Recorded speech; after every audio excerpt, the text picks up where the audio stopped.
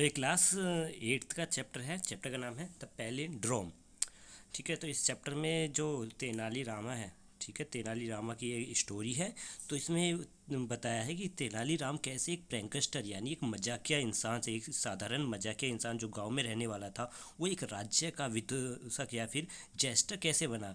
ठीक है, तो वो इस स्टोरी में हम जानेंगे। तो इसमें स्टोरी में कहते हैं, once upon a time in a village in South India live a boy called Tenaliram. तो साउथ इंडिया में एक विलेज था जहाँ पर एक बॉय रहता था जिसका नाम था तेनालीराम। वो बहुत ही चालाक था और बहुत ही गुड लुकिंग था, और वो हर किसी को क्या करता रहता था, तंग करता रहता था। He always prank on making fun of people. वो हर किसी भी इंसान का मजाक बनाता और उसके साथ मस्ती करता था। ही was quite irreverent and would even mock the edge of the villager। ठीक है, तो ये क्या है यहाँ पे? हाँ, तो ये है he was quite he got he was quite irrelevant, यानी वो किसी का भी आदर नहीं करता था, यहाँ तक कि बड़ों का भी नहीं। अपने से जो एल्डर्स थे उनका भी आदर नहीं करता था, ना ही रिस्पेक्ट करता था। ना वो elder who take them their position seriously. अब जो वो बड़े लोग थे जिनका ये मजाक बनाता था, वो अपनी स्थिति को गंभीरता से लेने लगे, क्योंकि वो उनका मजाक बनाता था तो उनको ये चीज़ पसंद नहीं आती थी कि वो उनका इस तरीके से मजाक बनाता था। इससे उनकी स्थिति, उनकी जो स्थिति है, यानी उनका जैसे वो स्थान है उनका गांव में, तो वो कम होता जा रहा था। तो वो उससे परेशान हो गए थे। They decide that something had to be done with about Raman. अब वो चाहते थे, वो सोच रहे थे कि कुछ ना कुछ इस रमन का करना ही होगा। तो वो क्या करते हैं, वो जाते हैं रमन की मदर के पास और उसे वार्न करते हैं कि अगर आपने कोई स्ट्रिक्ट एक्शन नहीं लिया तेनाली रमन के खिलाफ, तो उसके साथ वो कुछ बुरा कर सकते हैं। तो वो आपको कुछ ना कुछ स्ट्रिक्ट एक्शन लेना होगा। और वो बताते हैं कि वो हमेशा जो है अपने से बड़े का मजाक बनाता रहता है और वो कुछ नहीं समझता। They want her that if they went on like that he would be sent away from the village. और वो कहते हैं उसकी माँ से, अगर अगर ऐसा ही चलता रहा, वो दूसरों का मजाक बनाता रहा और ऐसे ही हम लोगों को परेशान करता रहा, तो एक दिन वो उसको और उसकी माँ को उस गांव से निकाल देंगे। The poor lady did not know what to do. जो उसकी माँ थी वो नहीं समझ पा रही थी कि क्या करूँ मैं रमन के साथ। रमन किसी भी बात को सीरियस ही नहीं लेता था। वो किसी भी ऑक्यूपेशन में यानी किसी काम में इंटरेस्ट भी नहीं लेता था, वो कोई काम करता भी नहीं था। After month of gentle reprimands and attempt to persuading Raman to turn over a new leaf she got really fed up. अब क्या होता है, कुछ महीनों बाद क्या हुआ कि कुछ महीनों तक उसकी माँ ने उसे मनाया। ठीक है, जब वो फिर वो उसकी बात को मान कर वो उसने क्या कहते हैं, तेनालीराम ने अपनी बात को, माँ की बात को माना। तो फिर उसकी माँ ने क्या कहा, सी फाउंड आर होली मैन। उसने उसकी जो माँ थी उसने एक होली मैन यानी एक धार्मिक इंसान को ढूंढा जो उसके टीचर की तरह उसे कुछ ना कुछ सिखा सकते थे तेनालीराम को। तो उसने क्या कहा, उसने बताया उसको तेनालीराम को कि मैंने तुम्हारे लिए एक टीचर ढूंढी है जो तुम्हें कुछ ना कुछ सुनाएंगे, तुम्हें उनके पास जाना होगा। May be he will teach you something useful. शायद वो तुम्हें ऐसा कुछ ना कुछ यूजफुल, कुछ ना कुछ ऐसी चीज़ सिखा सके जो तुम्हारी यूज़ हो सके। She said don't come back till you have learn to earn your living. तब तक मेरे पास नहीं आना जब तक कि तुम ये ना सीख जाओ कि कैसे जीना है अपनी ज़िंदगी के लिए और कैसे कमाना है। तो so Raman went off to study. तो फिर अपनी माँ की बात सुनकर रमन जो है स्टडीज़ के लिए चला गया अपने टीचर के पास। Now Raman was actually quite good at his lesson. अब क्या था, जो रमन था वो सीखने में बहुत ही अच्छा लड़का था।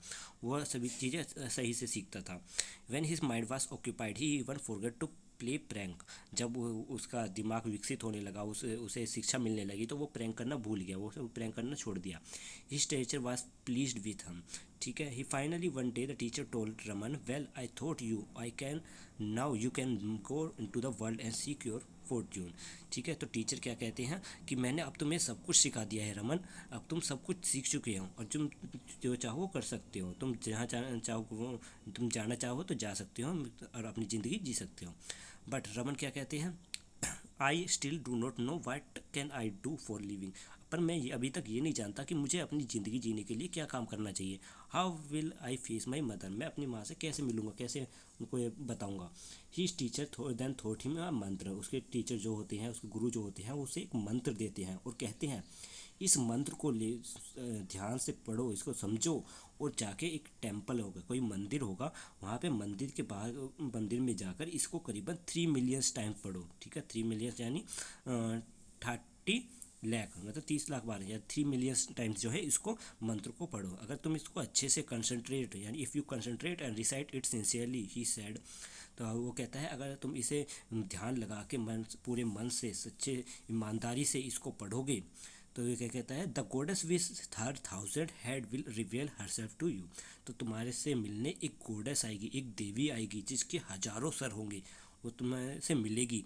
If you remain unfair unafraid you can ask her for a boon, अगर तुम उससे नहीं डरे उसके आने पर, तो वो तुम्हें एक वरदान भी दे सकती है। Ask her to guide you about the occupation you can take up in a life, अब वो तुम उससे क्या पूछ सकते हो, अपना ऑक्यूपेशन पूछ सकते हो कि तुम्हें ज़िंदगी में करना क्या है, और वो तुम्हें ज़रूर बताएगी, तुम्हें रास्ता बताएगी कि क्या करना है। So the next day Raman got up early bath in the river, तो वो क्या कहता है, रमन क्या करता है, अगले दिन सुबह जल्दी उठ जाता है और रिवर में नहाता है और अपने कपड़े धोता है। फिर वो क्या करता है, घर जाता है, एक प्लेट ले रखता है, प्लेट में कोकोनट रखता है, बनानास रखता है, लीव्स रखता है, नट्स, जो स्टिक्स, स्ट्रिंग, स्वीट्स, ये सब चीज़ें रखता है। ऐसी बहुत सी चीज़ें आप देख सकते हो इस थाली में, तो ये सब चीज़ें रखता है उसमें। He then set off to recite the mantra to the temple, तो फिर वो कहाँ चल जाता है, टेम्पल में, एक मंदिर के पास जाता है उस मंत्र को पढ़ने के लिए। He stood in the front of deity at the temple, अब वो कहाँ पे खड़ा हो जाता है, एक मंदिर में, एक मूर्ति के आगे, चाहे वो शायद वो देवी की कोई मूर्ति होगी, तो उसके सामने खड़ा हो जाता है और मंत्र पढ़ना स्टार्ट कर देता है। वो पूरे ध्यान से मन लगा के ईमानदारी से उस मंत्र को पढ़ता है, और वो पढ़ता रहता है। वो इतना ध्यान लगा देता है कि वो नोटिस ही नहीं करता कि अब रात हो चुकी है। वो, और वो जो मंदिर का पुजारी था, वो क्या करता है, मंदिर का पुजारी उसके मंदिर को लॉक लगा के अपने घर चला जाता है, और इस बात का भी उसको, तेनालीराम को पता नहीं चलता, क्योंकि वो तो मंत्र पढ़ने में ध्यान रहता है उसका, और उसे पता भी नहीं रहता कि शाम हो चुकी है। फिर उसमें क्या कहते हैं, when Ram has chanted the mantra 3 million time the god reveal herself to him in her glory, Raman look at her and off, but he was quite unafraid afraid, तो वो क्या होता है, रमन जो है उस मंत्र को करीबन 3 मिलियन टाइम्स बोल देता है, तो गोडेस जो है उसके सामने आ जाती है, एकदम से प्रकट होकर उसके सामने आ जाती है। रमन उसको देखता है, और पर वो उससे डरता नहीं है। He moved his head from side to side as try to take all her 1000 head, वो तेनालीराम क्या करता है, उसके अपने चेहरे को इधर उधर घुमाता है, और उसके सारे चेहरों को देखता है, देवी के, क्योंकि देवी के 1000 हेड थे, तो वो दे दे करके अपने चेहरे को घुमा घुमा के सारे चेहरों को देखता है। The goddess seem quite and please to see a mortal who was bold and affair, तो वो क्या कहा है इसमें, जो गोडेस थी, देवी थी, वो उस तेनालीराम को देखती है। उसने पहले कभी ऐसे इंसान को नहीं देखा था, जो कि मोर्टल है, यानी जीवित इंसान को नहीं देखा था, और जो उससे डर भी नहीं रहा था। Suddenly a thought struck Raman and he burst into a laughter, अचानक जो है तेनाली रामा जो थे, इनके दिमाग में कुछ बात आती है, तो उसको, उस बात को सोचकर ही एकदम से हंसने लगती है बहुत तेज़ी से। He laughed and laughed till tear stream down his cheek, वो इतना हंसते हैं कि उसके आंखों में से पानी आने स्टार्ट हो जाता है, और वो अपनी हंसी को रोक ही नहीं पाते, और इतनी ज़्यादा हंसी छूटती है उनकी कि वो उन्हें कंट्रोल करने के लिए एक टेम्पल का पिलर की ज़रूरत होती है, उस पर हाथ रखना पड़ता है, जब वो जाकर वो रुकते हैं। तो the गोडेस was stern for a moment, तो जो गोडेस थी वो एकदम से वो हो गई, गंभीर हो गई, सोचने लगी कि क्या कर रहा है। She had never seen a mortal who was not only terror struck by her form her also the temerity to laugh at her, उसने कभी एक ऐसे इंसान को नहीं देखा था कि जो उसे डरता भी नहीं है, और ऊपर से उसका मजाक भी बना रहा है, ठीक है। She felt quite insult and thundered, वो उसको देखकर बहुत ही इंसल्ट महसूस करती है, उसे लगता है कि ये मेरा मजाक बना रहा है।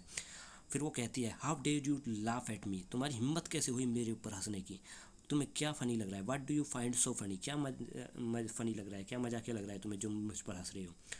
तो Raman tried to control himself, Raman क्या करता है, अपने आप में जो हंसी है उसको रोकता है, और फाइनली फिर उसके मुंह से जो वर्ड्स निकलते हैं वो क्या है, हंसते हंसते वो उसके मुंह से वर्ड निकलते हैं, आई जस्ट वंडरिंग, मैं बस ये सोच रहा था कि what do you have you do have a cold. We mortal find it difficult with one nose and two hands. How on earth do you manage with a thousand running nose?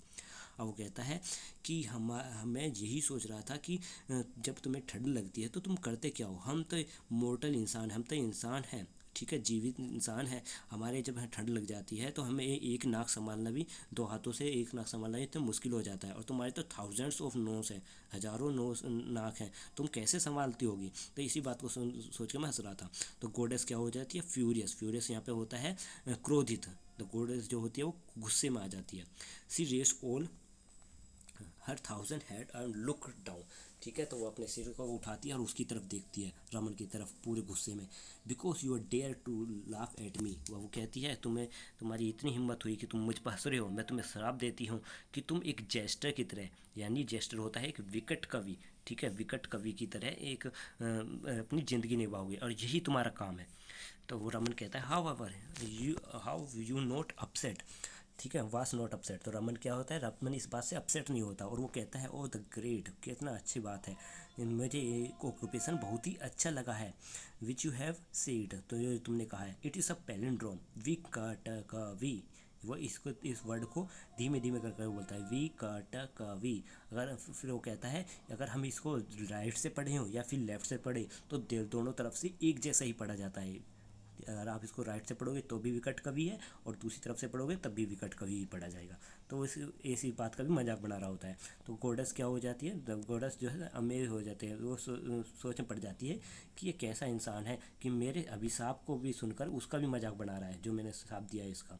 तो फिर उसका थोड़ी देर बाद जो देवी होती है उनका थोड़ा गुस्सा कम हो जाता है, वो तो वो कहती है ठीक है, तो तुम एक मजाकिया इंसान हो, तो मैं तुम्हें एक वरदान देती हूँ कि तुम राजा के, जो राजा है उसके दरबार में जेस्टर की तरह काम करोगे और तुम वहाँ पे बहुत नाम कमाओगे। अब जेस्टर क्या होता है, जेस्टर वो होता है जो मजाकिया होता है, ठिठोला होता है, ठीक है, लोगों को मनोरंजन करता है। तो ये जेस्टर की तरह तुम काम करोगे और अपना नाम भी बनाओगे राजा के दरबार में।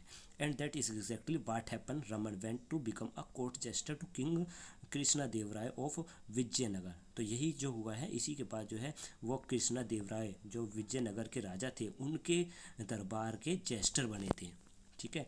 तो ये स्टोरी लिखी है उमा रमन ने, जो इसके राइटर हैं, ठीक है। तो ये चैप्टर कंप्लीट हो गया है। अगर आपको ये पसंद आया है तो लाइक ज़रूर कीजिएगा। Thank you.